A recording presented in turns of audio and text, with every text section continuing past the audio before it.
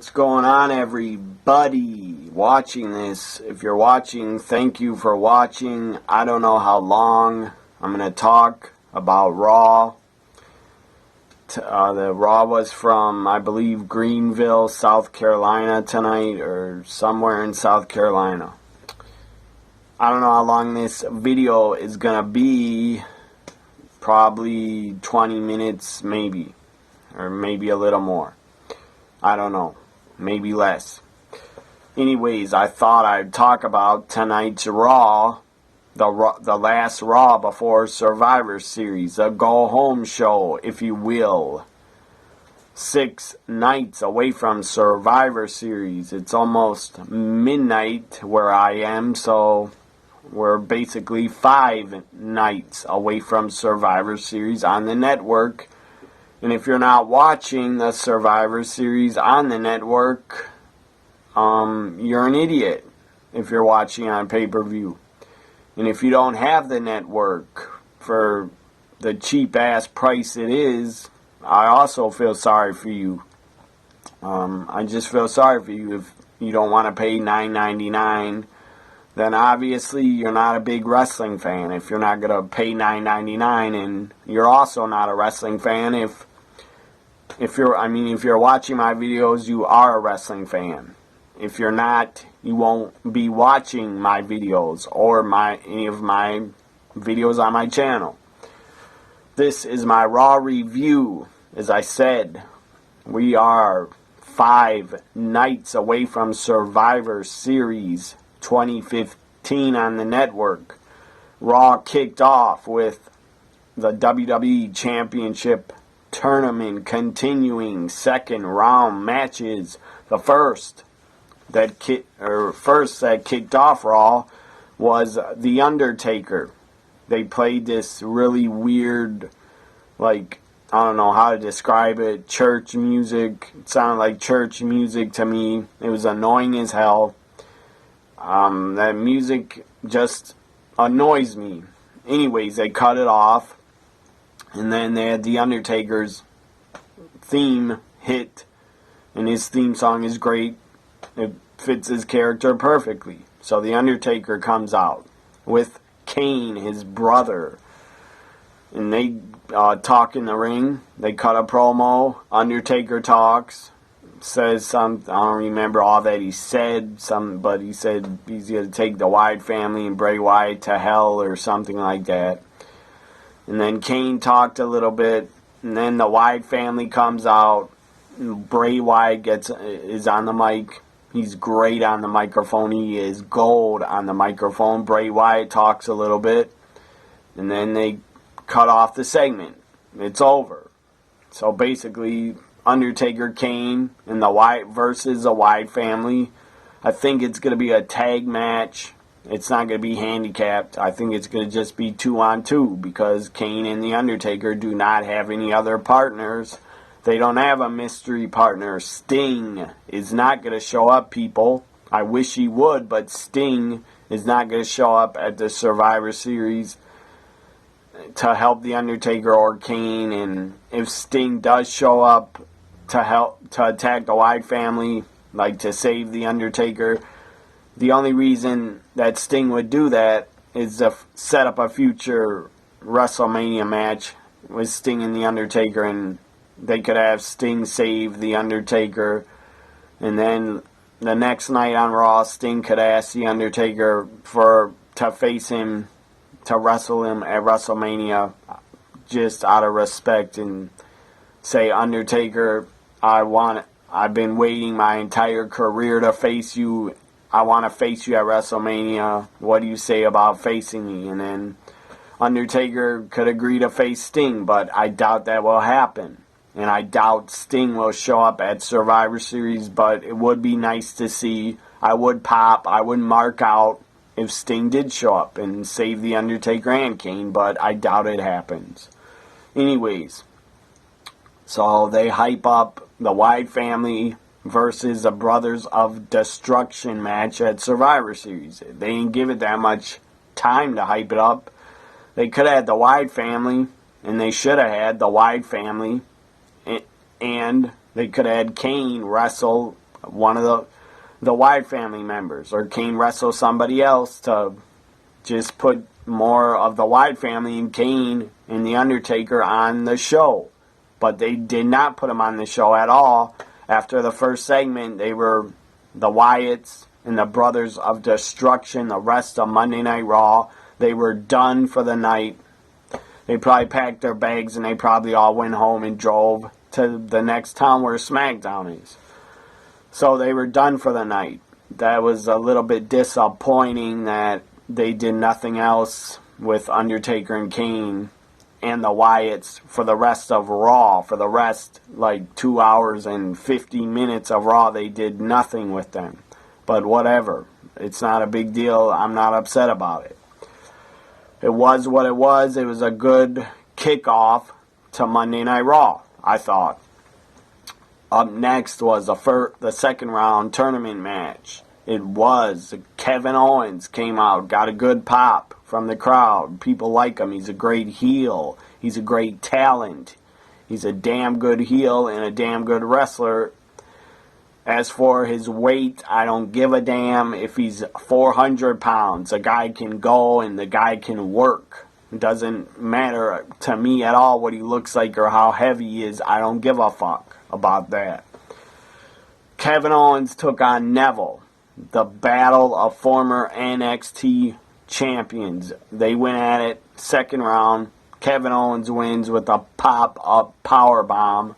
Basically, nobody's going to kick out of the pop-up powerbomb. The only guy that did, and I believe ever did, was John Cena, Super Cena. Of course he did, because he's Super Cena. So, of course he's going to kick out of the pop-up powerbomb. So, Neville lost. I expected that. And I was glad that Owens won, and he's going to Survivor Series to compete in the semifinals.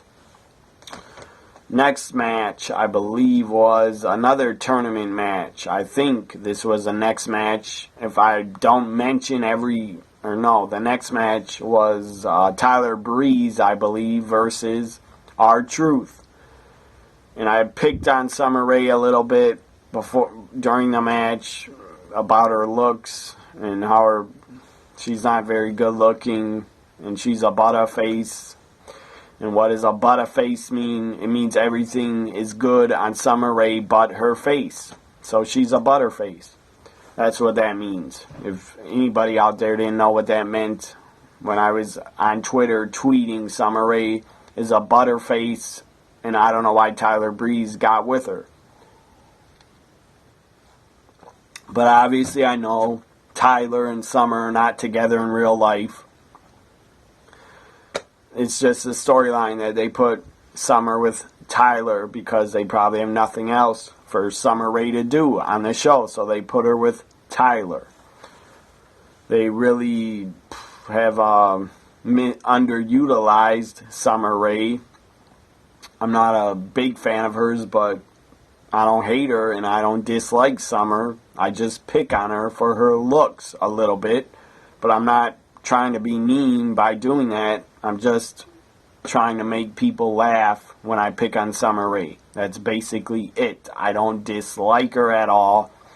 And I think she's been underutilized because she's a pretty good wrestler. At least she can wrestle better than people like Eva Marie and Brie Bella and Cameron. Summer Rae is better than them. And she can actually wrestle. But she's not the best at it, but at least she's decent. So they haven't used Summer Rae in the ring at all. The only thing they did with her was they decided to put her with Rusev. After Lana left Rusev, then they put Summer with Rusev. That didn't work. And Summer, some dumbass writer came up with, let's have Summer Rae propose to Rusev on Raw. That was a fucking stupid ass idea. It was god awful. And Summer Rae got down on one knee. It was stupid as hell. And then, Summer being with Rusev ended because of Lana. And Rusev, in real life, announced on social media that they were engaged. Everybody, every single fan, I'm pretty sure, knew they were together already. Lana and Rusev were probably dating for over 3 years, so they're engaged. Every fan knew that follows WWE closely and follows reading the dirt sheets. Every fan knew that. So it wasn't a shocker. But it ended the storyline, and maybe Rusev and Lana probably announced, they probably wanted to announce that they were engaged on purpose so that the Summer Rae wouldn't have to be with Rusev anymore, or whatever. That's my opinion. They were probably thought it was a lame, dumbass storyline. So that's how they ended it, by announcing they were engaged. And they really are engaged. It's not a work. That's all I'm saying. So where am I going with this? On them misusing Summer Rae and basically not using her much at all. They put her with Rusev. That was a mess. That didn't benefit Summer or Rusev. It was just stupid. They put Lana with Dolph, and then Summer Rae went back with Dolph, I think. And then Summer dumped Dolph and showed up on a Miz TV and announced. And then Tyler Breeze debuted, and she announced she was Tyler Breeze's girlfriend. So anyways, back to Raw. Tyler Breeze defeats R-Truth. That was the right decision. That's the right thing to do. R-Truth is a veteran. He's been there a long time. He's not going to get any push anytime soon. He's not going to win any championships anytime soon. He's basically put on Raw and SmackDown the job and put over younger talent. So that was the right thing to do, is to have R-Truth put over Tyler Breeze. Because Breeze is way younger, and he probably has a future in the WWE of probably 10 more years or longer. And I doubt R-Truth will be wrestling in 5 or 10 years. Anyways, Tyler Breeze wins. I was happy about that. And I was happy about Kevin Owens winning. So far, so good. Raw was good. Or started off good. The first hour.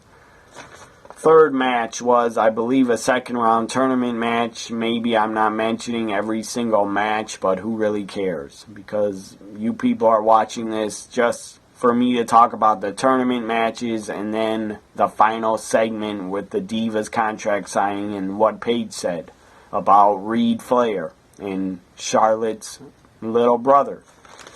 What she said about him, that was kind of true, because how Reed died. Anyways, or what she said, I'll talk about that at the end. What she said and how it got pretty real, and it felt real watching the final segment. To me, it felt pretty damn real. Didn't feel fake, like a fake storyline, like stupid shit. It felt real, and it was good, and they delivered. Charlotte and Paige delivered on the mic in the final segment. And then they had a brawl. Anyway, second round match. WWE Championship Tournament was Dolph Ziggler taking on Dean Ambrose. It was a good match, a very good match for being on Monday Night Raw. It could have been the match of the night, but it wasn't. But it was close. It was a very good match. I enjoyed it. Dolph and Dean, they put on a great match. Dean Ambrose wins, which I expected.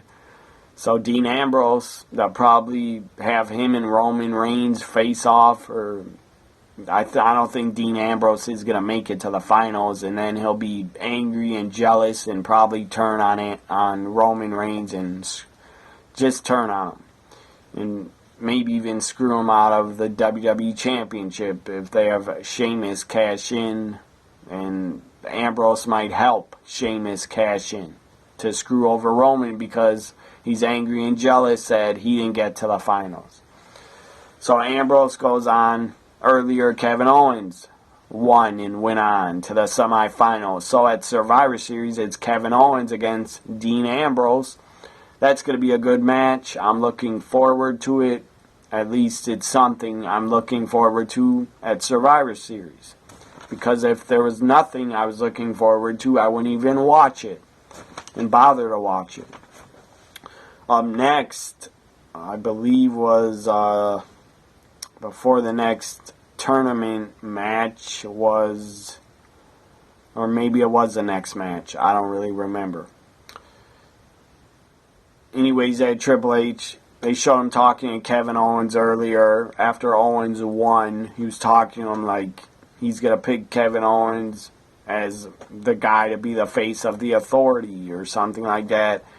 And then later on, Triple H sat down before Cesaro went out to face Roman Reigns. Triple H sat down next to him, face to face, talked to him like a man and said, "You're super talented and I know you could be the man here if you get your opportunity and you get the championship. You could be the man. You're that good. I've watched you and I know you're that good." So Triple H, and I think it was heartfelt, told Cesaro straight up to his face that he respects him and he thinks he's a great talent. And I agree. Cesaro is a great talent. He's one of the best the WWE has on the main roster. He has been for probably 1 or 2 years. He's been very, very good. He's been, as I said, one of the best on the main roster is Cesaro, but of course Vince McMahon keeps holding him back and not wanting to give him his opportunity, not wanting to give him a WWE Championship run. I don't think Cesaro is even in the plans in 2016 to get a title run. I doubt he is because of Vince McMahon not liking Cesaro and because Vince likes Roman Reigns and wants Roman Reigns to be the guy and his guy, his hand-picked guy to become champion. That's my opinion anyways, that Vince wants Roman as the champion going into WrestleMania. I don't got a problem with that, but I would rather see Dean Ambrose or Kevin Owens as champion. So, Cesaro comes out, gets a great reaction. The Cesaro section is in the house, I'm sure. They were there. The crowd was kind of dead in the beginning of the match, and then it picked up. The crowd got into it. It was a great match. Roman Reigns and Cesaro delivered. It was a match of the night, in my opinion. And it's all because of Cesaro. He carried Roman Reigns, and he brought the best out in Roman Reigns, in my opinion. He brought the best out in Roman, and they had a great match together. They had great chemistry. It was exciting to watch. All the kickouts. It was a fun match to watch, and a fun match to talk about on Twitter, as I'm on Twitter every single motherfucking Monday night, if you people didn't know that, at TNA WWE Guy. So, Roman, Cesaro, they had the match of the night, definitely. And Cesaro, I thought, tiny bit, I thought for a minute he might win, but it didn't happen. Roman Reigns wins. It was expected. Superman punch into the stupid spear that he does and that he's been doing for over 2 years. I'm not excited. When Roman Reigns wins a title, I will not be excited. I'm not a fan of his. I think he's boring as hell. But that's just me. He probably does have fans out there, but probably 90% of his fans are probably women and little kids, because I don't think many grown men are fans of Roman Reigns, and if you are, that's kind of odd, because he doesn't connect with grown men, in my opinion. He's boring as hell. He's just boring, and I'm not a fan of Romans, but who really cares who the fuck I'm a fan of? I'm sure he has his fans out there, and good for them. If they like Roman, they can like him all they want. I don't care. So Roman goes on to the semifinals Sunday. Next, a match was, I believe, a 6-man tag. It was before, I think, the Dudley's ascension. 6-man tag, The New Day against the Usos and Ryback. It was decent. Of course, the New Day on the microphone talking before the match was a highlight of the match. They're entertaining as hell. They are great, and you know it, and because I believe it. The New Day does definitely rock. In my opinion, they're entertaining as hell. And they're a highlight of Monday Night Raw when they're on the show every week. So the New Day and the Usos have been back for, I don't know, maybe a month or 3 weeks or 2.5 weeks. The Usos have been back, and I already wish that they would leave and get the fuck out of the WWE because I'm not a fan of theirs. They're annoying as hell. I'm just not a fan of theirs. And I'm sure a lot of little kids, for some reason, probably like the Usos. That's fine, good for them, but I don't like them. I'm not a fan of theirs. As I said, they're annoying as fuck. So the Usos music hits and they do their stupid little chant where they're hitting their arms and saying whatever they're saying. Their Samoan chant. I'm not disrespecting it, but I've seen it done. I've seen them do that so many times. It's annoying. Them yelling out, and then they gotta yell out, "Ooh, so, ooh," and then the crowd says, "So, ooh, so." Who gives a fuck? Nobody does. At least I don't. As a fan, it's annoying. And Ryback is also annoying. My cat just showed up. Ryback is also annoying. I'm not a fan of his, but the Usos bother me way more than Ryback. They just bother me. They always have. Even before one of the Usos got injured. You crying about it. Even before, as I said, one of the Usos got injured before my cat interrupted me. He probably thinks I'm talking way too long and this video should end soon, and I agree. It will end soon. So, before the Uso, one of them got injured, I wasn't a fan of theirs. And now that they're back, I'm even more annoyed that they're back. So, whatever, but they're not going anywhere. They're not going away. They'll probably be in WWE for 5 or 10 more years. Same with Ryback. Even though Ryback is going to be stuck as a mid-carder for the rest of his career, and he'll never be a WWE champion, in my opinion. And the Usos, I'm sure, will win the tag titles probably 1 or 2 more times, or 3 more times in their careers. But Ryback is probably going to be stuck as a mid-carder for a very long time. So, in that match, 6-man tag, New Day against Usos and Ryback, that ends in a DQ. And then they all started brawling. And whatever. It was what it was. It was a pretty lame match. Up next, Ascension took on the Dudleys. And the Ascension, I don't know how long it's been since they showed up and actually wrestled on a Monday Night Raw. It's probably been months and months. The Dudleys have been away from Raw for, I think, since the Usos have returned. The Dudleys have probably been off of Raw for 2 or 3 weeks, I think, because the Usos have taken the Dudleys' spot as going after the New Day for the tag titles. And I understand the Dudleys are back and they return. They're back basically to help the younger tag teams and put them over and just give them help.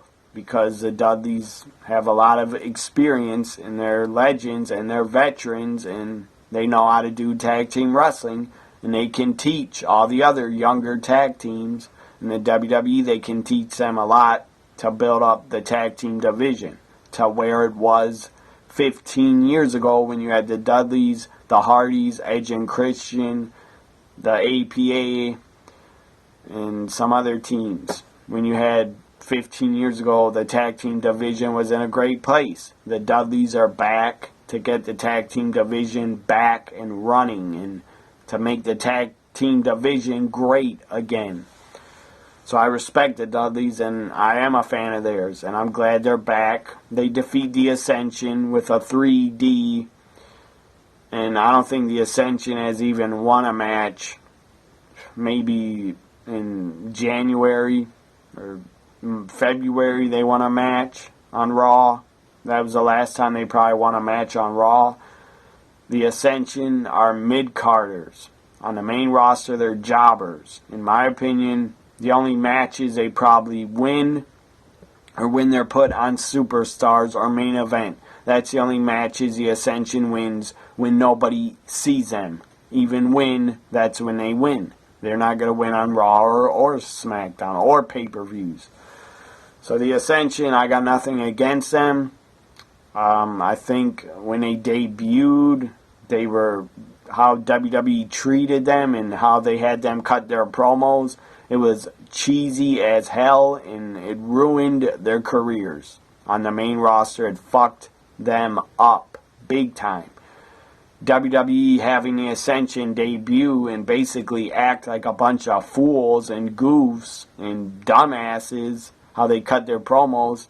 They were trying to even sound like they were ripping off the Road Warriors, and they kept bringing up legends and pointing at the cameras. We're better than the Road Warriors. We're better than Hawk and Animal. Well, fuck off. No, you were not better than the Road Warriors, and you'll never be better than the Road Warriors. Because the Road Warriors, in 50 years, in 20 years, wrestling fans will still remember the Road Warriors, and they won't remember the Ascension, because you were booked as a fucking joke, as a Road Warriors ripoff in a fucking comedy act, in my opinion. So the Ascension gets 3D'd, and they can go back to Superstars and compete on Superstars for now on exclusively, because I don't think the Ascension will be back on Raw for another year. And they might even be released in a year. Who knows? So now, the next tournament match, WWE Championship Tournament, second round. This was the last tournament match of the night. All the rest, the semifinals and the finals, are all going to take place at the Survivor Series on Sunday. So the last tournament match was Kalisto of the Lucha Dragons taking on Alberto Del Rio from Mex America, accompanied by Zeb Coulter, I guess you call him his new manager, or the leader of Mex America, Zeb Coulter. And if they want this Mex America thing to take off, they need to get some new members, and they need to put some new guys with Alberto Del Rio and Zeb, because you can't have a group with just two guys. And Zeb doesn't even wrestle. He's too old to wrestle. He's retired. He's just a mouthpiece for the group, and he's a great mouthpiece. He's a great talker. He's a great manager. But Del Rio, if they want the Mex America thing to take off, they need to give Del Rio and Zeb some new members to their damn group if they want it to get over. And if they want the people to care about it, they need to give them some members to be added to Mex America. In my opinion, they need some new members for Mex America, because two guys aren't going to get it done, and one of the guys comes down in a scooter and can't even walk. So he's not going to get it done. He's just for talking on the mic, is Zeb. So Alberto Del Rio wins. I expected that.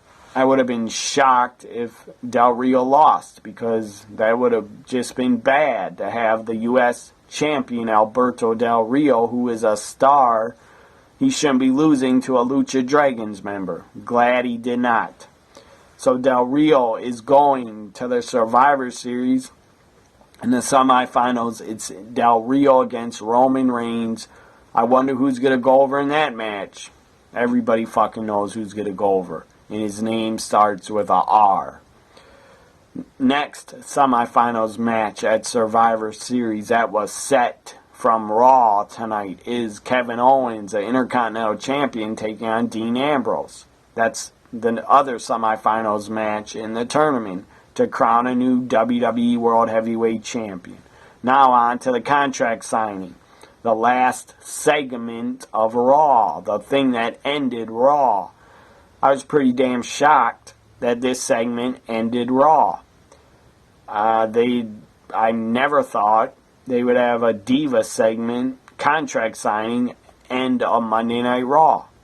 Why would I think it would? Why on earth would I think that they would do this and have a Diva segment and Raw? I would have never guessed that before I watched Raw tonight. I would have never guessed a Diva segment was going to end Raw. But it did, and it was pretty good, and it was well done. Charlotte talked on the mic and said how Paige got on the mic, ripped her, and said, I was playing you like a toy or something like that. And I was playing you and fooling you, and then I got tired of you or something. And then Charlotte gets on the mic and says, you're just mad because you couldn't win the Divas title. That was a shot right there. Charlotte fires a first shot at Paige, saying you couldn't get the job done and win the Divas title from Nikki, and that is kind of true. Because I believe Paige did have her title shots in July, and maybe at Night of Champions, but I think Charlotte won the title at Night of Champions, not Hell in a Cell. So Charlotte has been champion for 2 months. She hasn't defended it much, but whatever. If they let her defend it more and more and build her up, she will become a great champion. So they were trying to build up by having this contract segment go on last, Divas contract signing, go on last. They're, I guess, trying to build it up to get the fans to really care about this match and care about Charlotte versus Paige in their feud. And they kept showing throughout the night Paige attacking Charlotte and attacking Becky and turning on them in the 6-man tag they had 3 weeks ago, I think. So they kept building up the contract signing. That was surprising too. And then you have Paige, pretty controversial what she said on the mic towards Charlotte. And in the beginning of the contract signing, you had Charlotte speak about her brother, Reed, who passed away from a heroin overdose where they found painkillers in his body also. So it was a heroin and I guess painkiller overdose. That's how he passed away. Very sad, very tragic, but the guy was stupid enough to do heroin and a lot of painkillers. I don't know why Reed Flair wanted to do heroin. I don't know why he got hooked on it. I don't have those answers. Maybe he was depressed. I don't know. But I know he was wrestling at the time, and he died in a hotel room where they found his body, and then they found out the cause of death was a heroin overdose mixed with painkillers. I don't know why anybody, in my head, I can't understand why anybody would turn to, even if someone died of drinking or alcohol poisoning, if someone died from that, which you could, I don't understand why someone would want to do that and kill themselves with alcohol or kill themselves by doing drugs, because you could have a drug overdose and not survive. So you're basically killing yourself if you're doing drugs. And no, I do not think if you do marijuana, I do not think you're killing yourself at all. I don't do marijuana, never have, but if you smoke weed, I do not think weed will kill anybody. I've known a lot of people in my life that have done weed for 20 years. I know old guys. I've heard of old guys that have smoked weed for 30 years are still alive and well and healthy. Can weed mess with your brain and screw it up? If you do it for 30 years, probably will. You'll probably lose a lot of your memory. But I don't really care because that's not me. They're messing up their brains. People want to smoke weed, go right ahead. I got nothing against you if you're a weed smoker. I got nothing bad to say about you.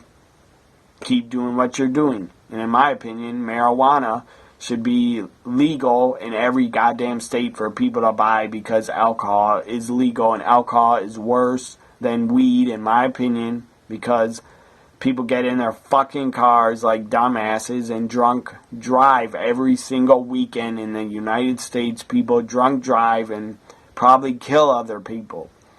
People probably get killed by drunk drivers every single weekend around the country. So I don't think people on marijuana would jump in their cars and be killing people like people do on alcohol. I'm not a fan of alcohol. I never have ever drank it. I took like 2 sips of vodka once, but I didn't get drunk, and I haven't done it since, and I don't want to do it. Alcohol it's personal to me. I had an uncle that I really loved. He passed away because of alcoholism. And I had a father, or my father, not had a father. My father also died from alcohol because he was an alcoholic. So that's how he died, because he was an alcoholic for years and years and years, and he died from it. Died drinking caused him to die back when I was 9 years old. So my father passed away from alcohol, and my uncle, so I'm not a fan of it. And I'm not going to, and my brother has even had a problem with alcohol. He wouldn't like me saying this, but he's not going to watch it anyway. My brother has had a problem with alcohol, and I love him a lot. He's had a problem with alcohol. He has stopped drinking now, thankfully, and hopefully he doesn't go back to drinking. But my brother had a big problem with alcohol. He was an alcoholic, and hopefully he doesn't go back to it. But that's why I seen my uncle die from alcohol and my father die from alcohol. Seeing my brother drink too much and get out of control too much. Basically seeing that as a little kid, seeing my father get drunk and do domestic violence on my mother, seeing that stuff never, ever, ever makes me want to drink and become a fucking drunk like they were. Anyways, I went off there talking about marijuana and drinking. I apologize, because I was just saying that because of drug addiction and how Reed Flair died. As I said, he had heroin and painkillers in his system that killed him. And that's a lethal dose. Do never mix pills with alcohol. Never mix drugs with painkillers. That is a lethal dose, and it'll kill your ass. And it killed Reed Flair, sadly. Because Reed Flair, actually, if he would have stayed alive, he could have been turned into a damn good wrestler and been signed by the WWE now. And been on the main roster doing good. Like his sister, Charlotte, Ashley Flair, she started wrestling because of Reed Flair begging her to wrestle, and why didn't she try to wrestle and join him and train with him? And Ashley Flair listened and joined Reed Flair and started training, and now she's on the main roster after working her ass off in NXT. She's on the main roster, and she's a success. She's a champion on the main roster. So that's great for Charlotte.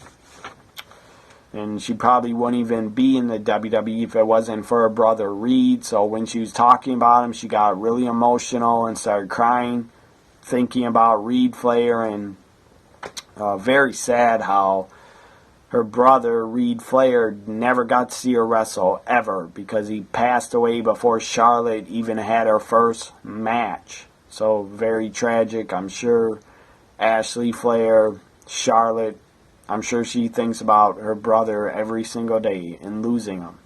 And that's awful that she lost him to drug addiction like that. That's an awful way to lose a sibling and a relative. I don't wish that on anybody, to lose any parent or brother or sister. I don't wish that on anybody, for them to lose them to alcohol or drugs.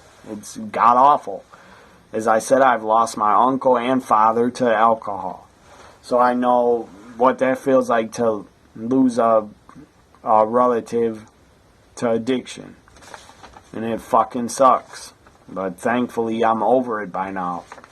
Because it's been a long time since they've been gone. Anyways.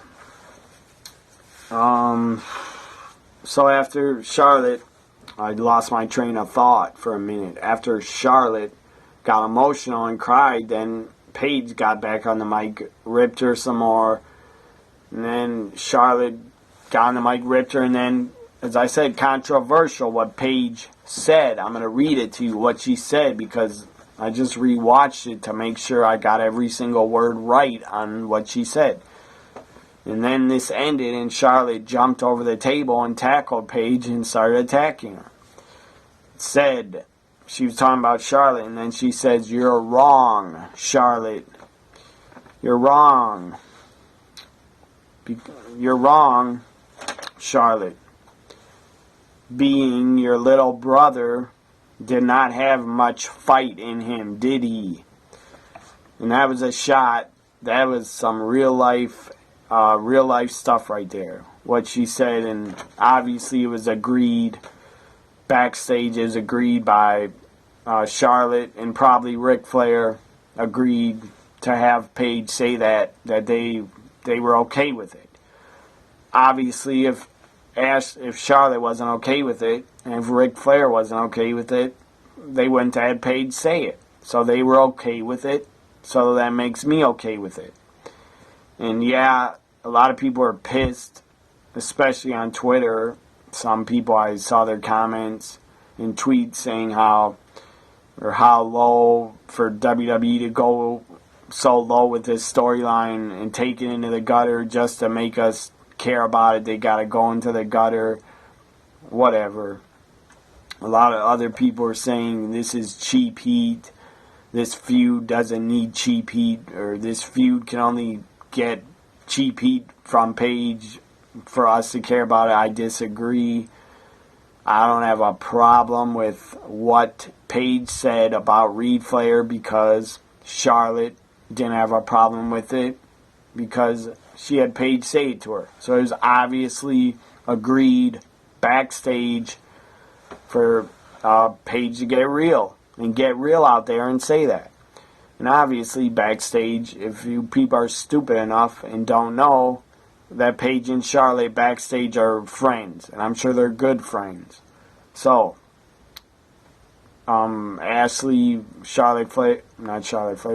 Charlotte having Paige say that, I'm sure she felt comfortable and she was fine with it, or else Paige wouldn't have said it.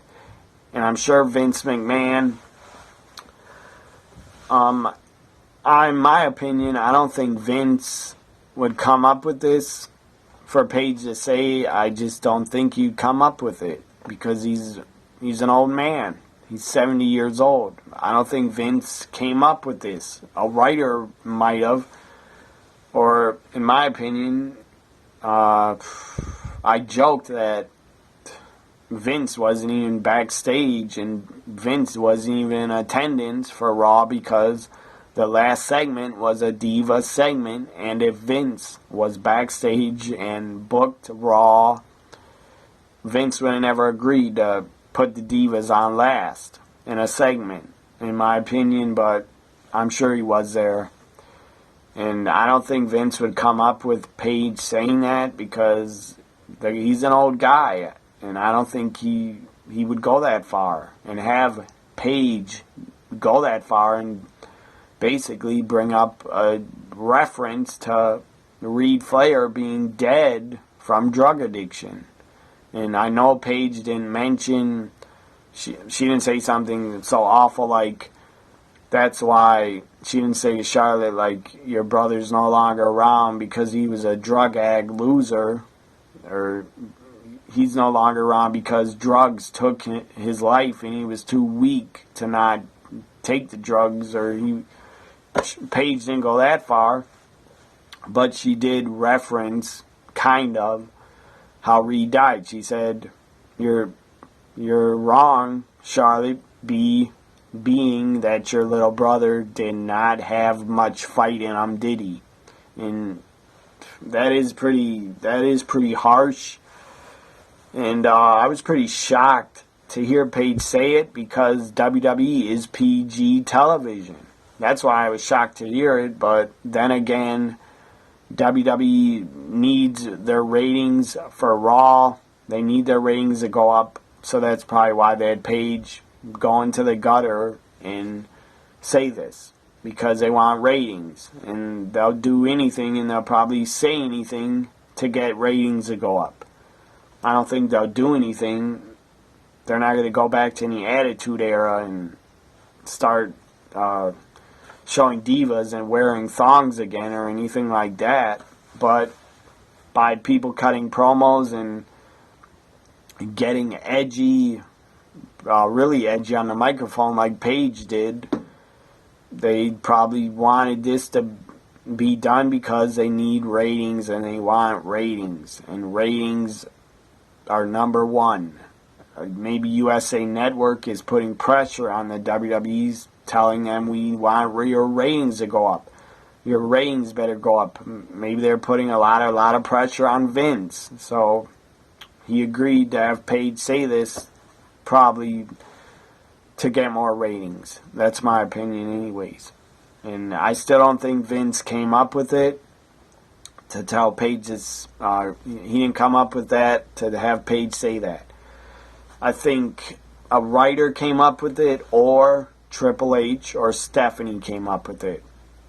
Because I don't see a 70-year-old man thinking about how to get more heat on Paige by bringing up Reed Flair's death.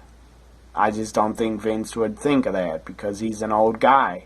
Even though I'm sure he's a great businessman and he's still smart. I just don't think Vince would come up with that.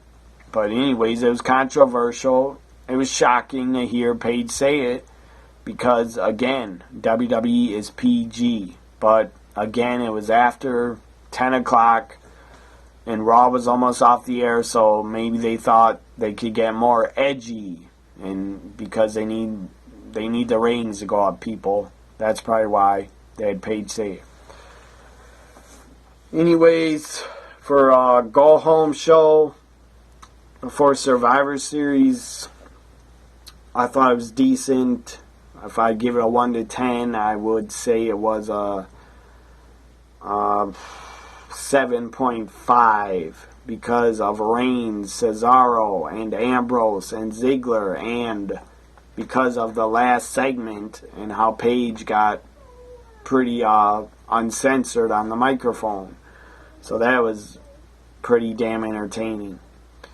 Even though some people are probably angry that Paige said it, and that Vince and the WWE had to get and go in the gutter, and maybe fans are upset and blaming Vince McMahon or blaming the WWE, and that they think Paige shouldn't have said it. Well, people, get over it.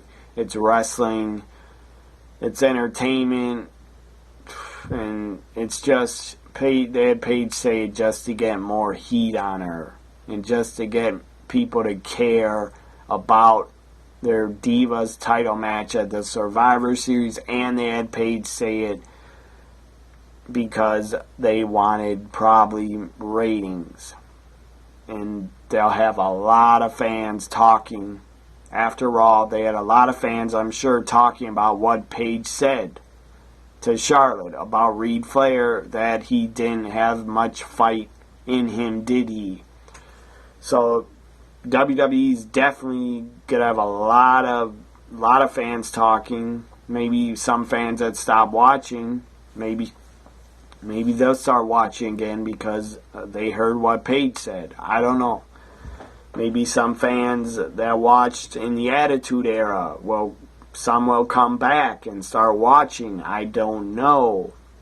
In my opinion, if you stop watching just because WWE is PG, if you stop watching, in my opinion, you weren't really a big wrestling fan in the first place. And if you think the product sucks and the storylines suck and the show sucks, that's fine.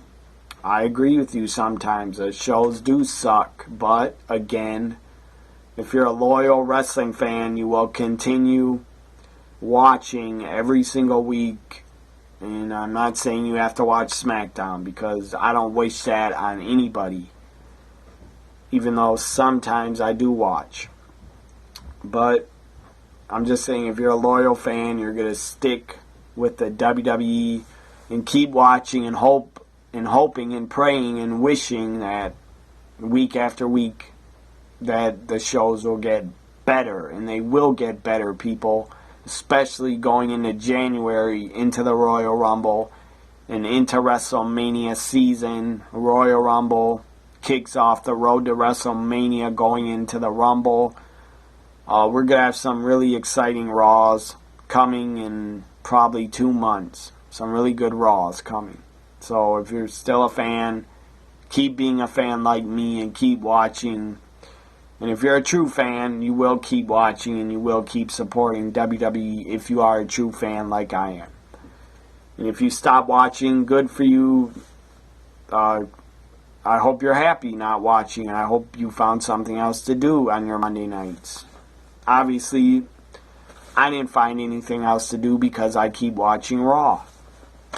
And I do enjoy being on Twitter. A lot of times I enjoy being on Twitter more than Monday Night Raw. But whatever. Sometimes being on Twitter is better than the show, and sometimes the show surprises me and is better than Twitter. Anyways, hope you enjoyed this long-ass 50-minute video about my Raw review and what, not just what Paige said about Reed Flair, but I basically reviewed the entire show and what I thought.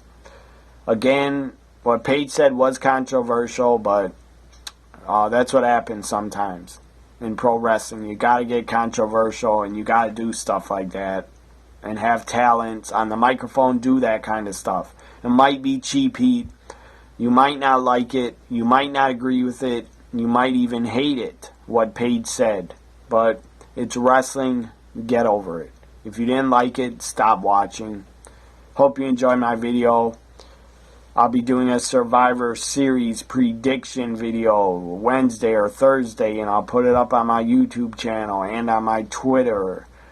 Hope you enjoyed this Raw review video. We're 5 nights from the Survivor Series. Bye for now, everybody. Have a good week.